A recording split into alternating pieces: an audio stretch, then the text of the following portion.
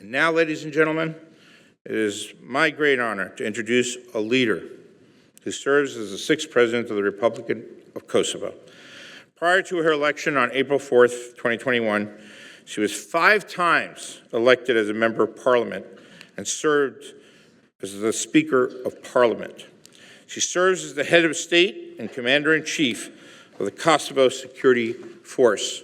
She is a law graduate from the University of Prishtina and also earned Masters and Doctorate degrees in international law from the University of Pittsburgh. As a staunch advocate for an impartial and professional justice system, she has strongly supported extensive rule of law reforms in Kosovo.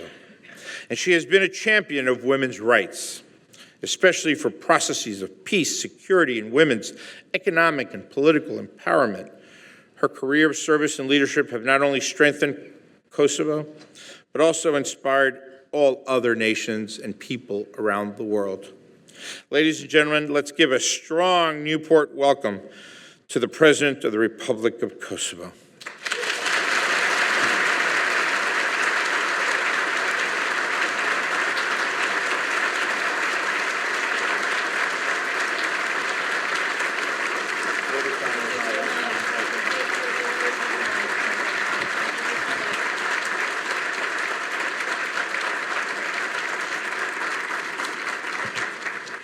Thank you so much, Mr. Secretary. Well, good morning, everyone, and I guess congratulations are in order for an amazing win at the Army-Navy game. Congratulations, everyone.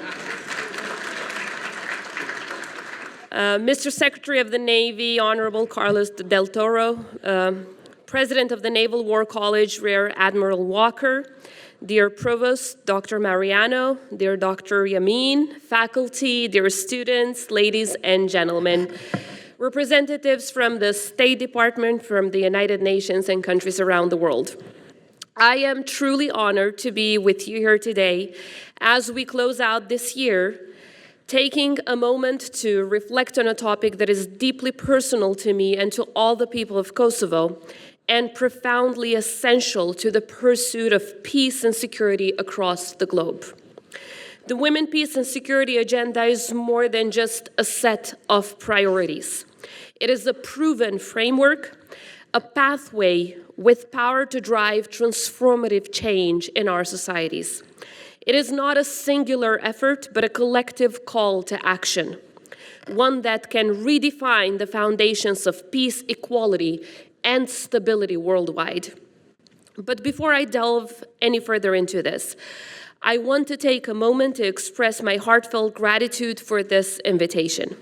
I accepted it with a deep sense of responsibility, not just to the people of Kosovo, who carry a lifetime of gratitude to the United States of America, but especially for the brave men and women in uniform of the United States of America who have helped turn the dream of a free, independent, and sovereign Kosovo into reality. For us in the Republic of Kosovo, the service and sacrifice of American forces, the unwavering commitment to freedom, democracy, and peace have inspired generations. The strategic role that you've played and continue to play in peacekeeping operations across the world are a testament to how shared values translate into shared action. They are a reminder that partnerships are built not just through agreements, but through trust, respect, and service. So I say this with certainty. No other people possess the respect, the support, and love that the people of Kosovo have for the United States of America. We proudly say that we're the most pro-American nation on earth, and will remain so.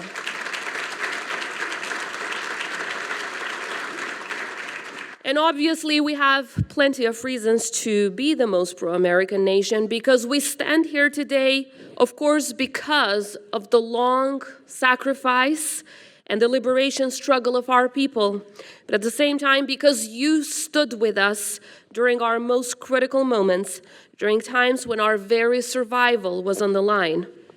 The most genuine testament to this legacy today are the words of American soldiers shared with me this April during my visit to Texas, related to a development that followed an act of aggression by Serbia in Kosovo this past year. He said, and I quote, "Madam President, we were ready to put our lives on the line to defend the sovereign and free Republic of Kosovo. For this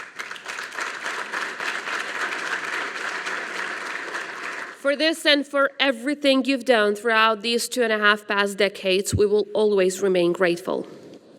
Esteemed guests, ladies and gentlemen, for Kosovo, the message of the Women, Peace and Security agenda resonates deeply.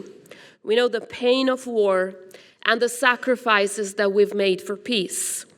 Our journey has been about striving for a society where women's voices are heard and valued, but most importantly, where their stories are shared with the world.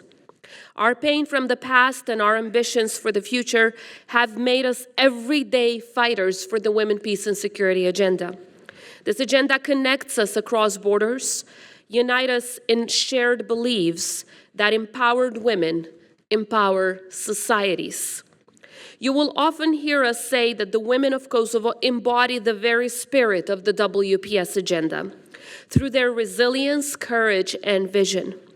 My presence here today is an expression of our gratitude and respect for all these women that came before us, for the trailblazers who came before us, for the incredible women I have had the privilege of working with every day, and for the young generation of women stepping boldly into opportunities and challenges with integrity, grace, and strength. For too long, traditional security models focus solely on the military power and economic strength while neglecting social stability, human security, and the contribution of marginalized groups. But we now have the evidence, and that evidence speaks loud and clear. Empowering women, both in peacekeeping and decision-making processes, strengthens entire societies in unimaginable ways, turning them into more sustainable societies, more inclusive, and ultimately more successful ones. So the WPS agenda is deeply personal to all of us because it matters to our people, to our country, and to the women and girls in Kosovo. But it is not just about Kosovo.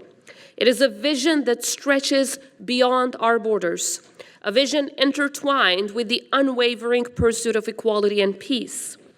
So next time when someone asks you, why does the WPS agenda matter?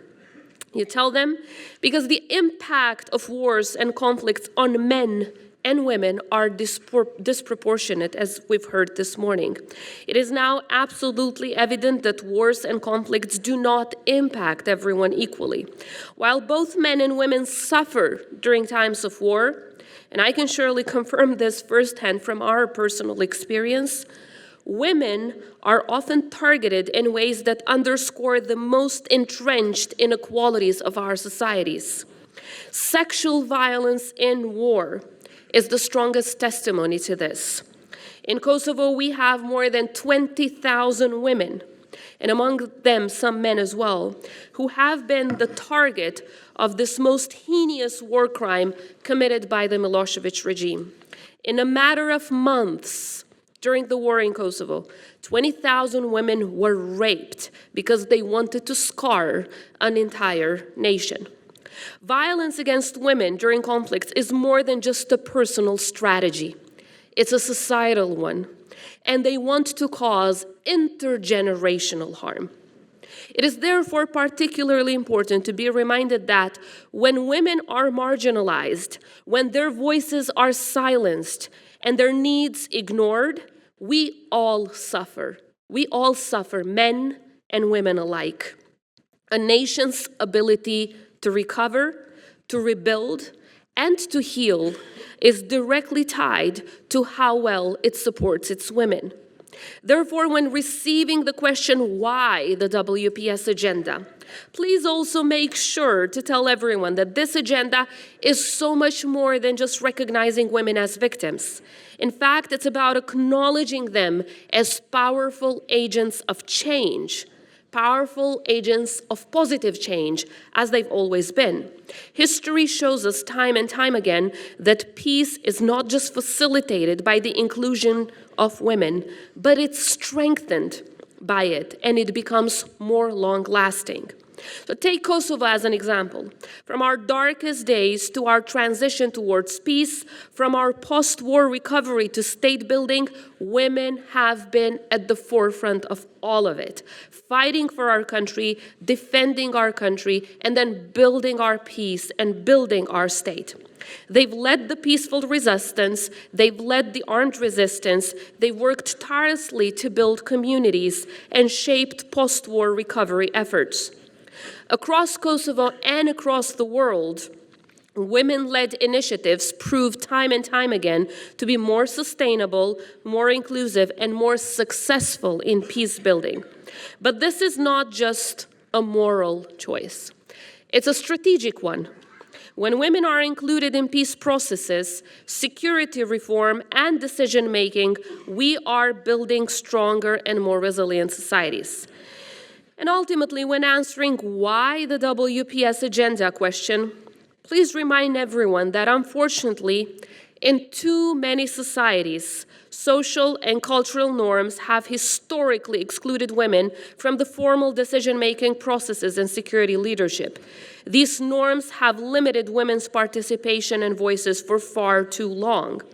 And when we break down these barriers, as many of us have, when women take their rightful place at decision-making tables, whether in politics, in peace negotiations, or security organizations, we do far more than empowering those individuals. We empower entire nations. This is why the WPS agenda is important. It's why it matters and why it carries a transformative potential. So, ladies and gentlemen, as all of you know, service is not just about defending borders. It's about responding to crisis. It's about building alliances and contributing to peace and stability, whatever duty calls, and living up to the task in line with the needs of our societies. The Women, Peace and Security Agenda is one of those noble tasks of our time. The United States has historically upheld a legacy of global leadership, ranging from institution building to the steadfast defense of democracy, freedom, and security. And I am proud of the support we have received historically, but also the guidance we've received as we transform our security forces into a fully capable and modern military that serves shoulder to shoulder with the U.S. men and women in uniform in peacekeeping missions around the world. Equally as much, I am proud of the support we are receiving as we gradually claim a global leadership position in the advancement of WPS agenda. With the assistance of our partners and allies, particularly through the examples of leadership of institutions such as the U.S. Naval War College, we have the opportunity to define a future anchored in purpose, integrity, and shared resolve. As you step into your roles as future Navy officers, policymakers, of course, also secretaries of Navy, or whatever capacity you might serve, remember that every decision you make holds the power to shape not just the course of your careers, but the very future of our world. Make those decisions with the unwavering commitment to nurturing partnerships founded on shared values, for it is through the examples that we set that we truly rise. Stand firm on the right side of history, guided by a moral compass that always points towards justice, honor, and integrity. And above all, never forget the vital contributions of women, both in uniform and in every corner of our societies. Their voices, their leadership and strength are essential to the progress and unity we seek. Your choices will define the world of tomorrow. Lead with courage, wisdom, and an unyielding sense of duty. And never forget, the most important and noble legacy a person can leave behind is the legacy of peace and security. Thank you for your service, for your leadership, and for standing with us through challenges and triumphs. May God bless the United States of America. May God bless the Republic of Kosovo. May God bless the Navy. Thank you. Thank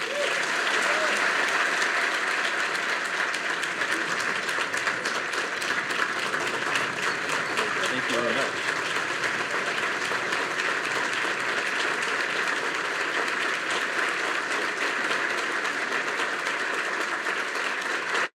Thank you very much. Well, thank you, Excellency. We appreciate the time and the remarks. Based on time, I just want to jump right into it. I'm Stephen Marion. I'm the provost here at the War College. Mr. Secretary, thanks again for coming up and kicking this off. Admiral Walker, thanks for the opportunity. To all our distinguished visitors, particularly we have several ambassadors and admirals and senior officers in the room. Welcome. And students, welcome to this. 3 iterations ago, we decided to make the Women, Peace, and Security agenda and symposium part of your curriculum here. And I think it's an excellent decision. And I think so far, we're demonstrating why that's the case when we have such an opportunity.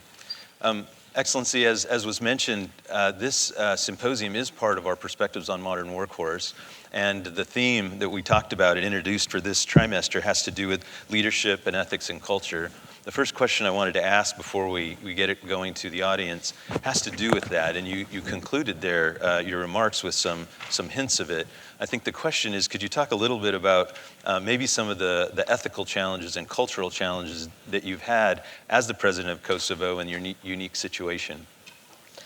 Well, once again, thank you for the opportunity. And I think what is essential to point out is that when you grow up as a child of 4, which I have, and of course everyone else in my delegation and everyone that you will meet in Kosovo that is older than 25 years, it shapes you for your entire life. It shapes you as a human being, it shapes you as a politician, and it shapes the very alliances that you build globally. Because only 25 years ago, and for us it's very fresh memories, we were refugees, we were internally displaced, many of us, and we were waiting for the world to come to our rescue. And as I said earlier, the United States did not turn a blind eye to our suffering, and we've had thousands and thousands of Navy officers, thousands of members of the Army that have served in Kosovo and turned it, I believe, in one of the biggest success stories of American foreign and defense policy in recent history. Today, Kosovo stands as a beacon of hope and democracy in the region, a champion of rule of law, and of course, from being an importer of security, now we've become an exporter of security with members of our army serving through bilateral agreements that we have with the U.S., serving alongside U.S. Women and men in uniform in peacekeeping missions around the world. So, of course, throughout this path, there are a number of challenges that we face. I would say the first and foremost is the fact that we have a neighbor that constantly challenges our security. And when you have a neighbor that doesn't believe in the principles of democracy, human rights, rule of law, and doesn't respect its other neighbors but considers them as temporary states and denies their very existence, of course, the challenges are immense. But in these challenges, what we've learned is that precisely in the darkest moments, precisely in the hardest moments, what you stand for and who stands with you is what truly matters. Kosovo has proven to stand for the very values that we have fought together with the United States of America. And secondly, it was shown time and time again that the United States stands with the people of Kosovo when we face these challenges. I wouldn't say that I have faced ethical challenges in my work. In fact, when we talk about the moral compass, again, because we grew up in an apartheid-like system where every single basic human rights of ours was violated. We were not allowed to go to school. Our parents were not allowed to go to work. We were not allowed, let's say, to play basketball or football. We were not allowed to exercise our cultural rights. And we were 92% of the people of Kosovo, of our ethnicity, but we were run by, of course, a dictatorship, a regime, the Milosevic regime, the butcher of the Balkans, who wanted to deny the existence of everyone else that did not belong to his nationality. And because we grew up like that, for us the moral compass has always been very clear. Standing on the right side of history has never been a gray zone. So let's say when Russia invaded Ukraine, for us there's no ifs or buts there. There's no gray zone there. You stand with Ukraine. You stand with the nation that is defending its sovereignty.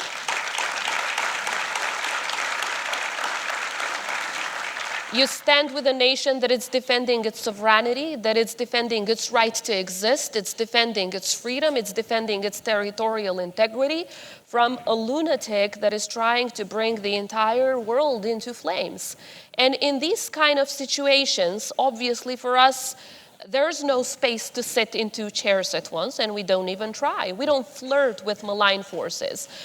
Kosovo right now has a 97% approval rate of US leadership in the world, in the sense that we've seen that, you know, in the entire existence of our region, there's been war after war after war after war until the United States stepped in.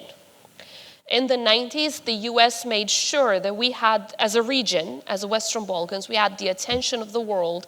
And finally, after centuries of conflict after conflict, our kids are the very first generation that have not known war. The very first generation ever in the history of the existence of our nation that are living in peace. So our grandparents, our parents, we had to go through a genocidal war. And finally, our children are living in peace. And this is because of the leadership role that the United States has lived. So if someone ever asks, why are we serving around the world? Well, peace and security in Europe matters to the national security of the United States. Because as we have seen throughout history, there can never be a peaceful United States if there is war in Europe. So in these kind of situations, for Kosovo, there's never a gray zone. There are never, ethical questions on where we should stand. We stand with the oppressed. We stand with those that are fighting for their freedom. And we join the United States in these battles around the world. And I know we are a small country. Obviously, we do not have the economic might or the military might that the United States has. But I think the power of a nation should not be determined by its size alone, but also by the story it has to tell. And Kosovo has an amazing story to tell of how when nations, when democracies stand together, they can achieve freedom. It's exactly an embodiment of that, what we see in Kosovo today. Thank you, ma'am. Another theme of the course throughout the study here this year is really that of this era of strategic competition or great power competition. You just mentioned, a small country like Kosovo, you have some very specific stands, but how do you see this great power competition? Maybe with Russia it's a little clearer, but how about with China? We spent a lot of time in the curriculum here talking about China's rise and so forth. How do you see that playing out in Kosovo or maybe in the Balkans or Europe generally? I think strategic competition needs to go beyond the numbers and beyond economic interests. And again, if we just look at recent history, we learn a very basic principle. Trade does not equal trust. Otherwise, there would have never been a war between Russia and Ukraine. They were, I believe, each other's number one trading partners. But obviously, when you have a country like Russia in this case that does not care for basic principles of international law, that wants to wipe out other nations in its neighborhood from the map of the earth, that wants to indiscriminately kill people, including using rape as a tool of war, that wants to deny the existence of other countries that are independent and sovereign and within their right to be so, In these kind of cases, you can't just think about economics, because Europe tried that. As we know, for many years, many European countries thought that building economic relations with Putin and appeasing him through an active appeasement policy might make him softer. But again, history taught us that appeasement of dictators, appeasement of autocrats, never, ever leads to long-lasting peace. And the military knows that best. I think generals from the U.S. Army kept saying that all the time. Don't appease the dictator, because it only emboldens them to use more violence. It encourages them to become more aggressive against their neighbors.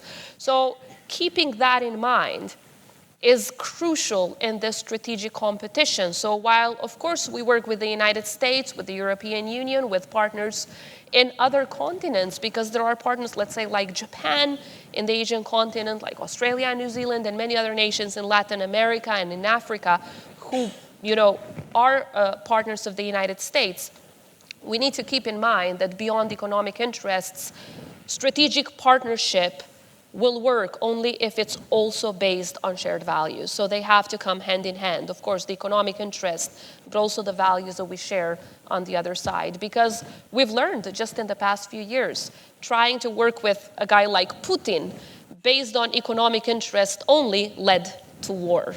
They've tried in the European Union buying gas, buying energy from Russia. What did that lead to? Invasion after invasion. They crippled Moldova, they crippled Georgia, they crippled Ukraine by taking away territory in 2014. Yet again, countries were buying energy from Russia, strengthening it economically. And what do they do with that money? They kill people. They kill people, they buy more weapons. And it's the same in our region.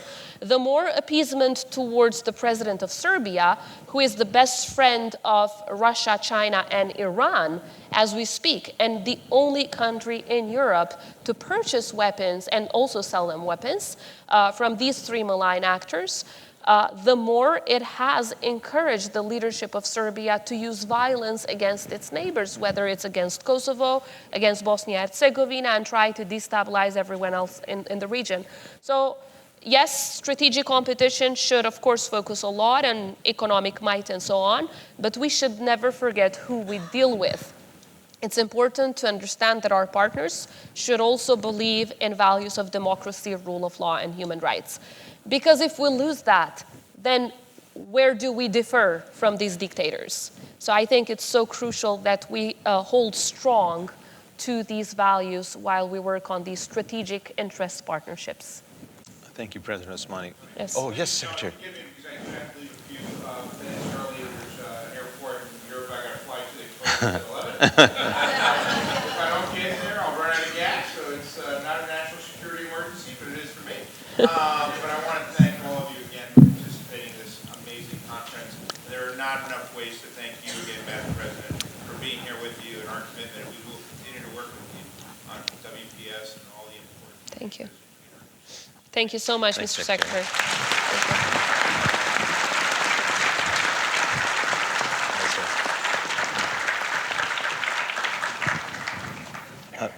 So ma'am, recently Radmila Sekerinska was announced as the new NATO Deputy Secretary General, former Defense Minister from North Macedonia.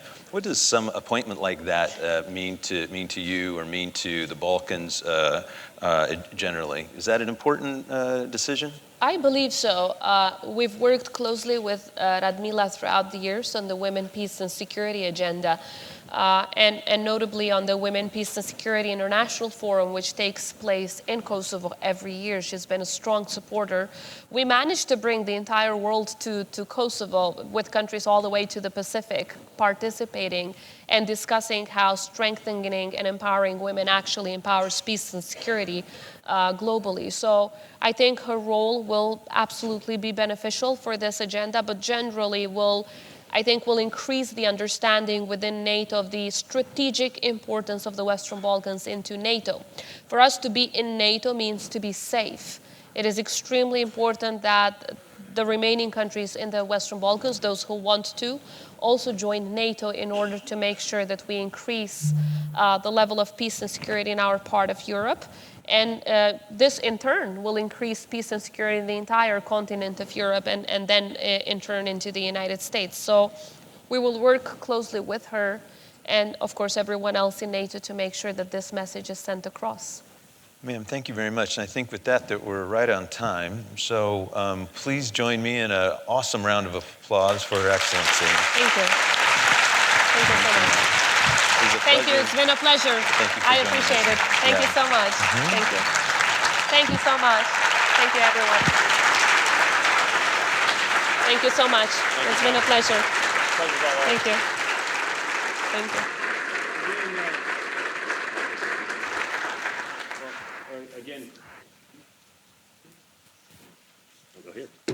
Again, Madam Excellency, we really appreciate you being here, taking time out of your busy schedule on behalf of the Secretary of the Navy and the entire War College family.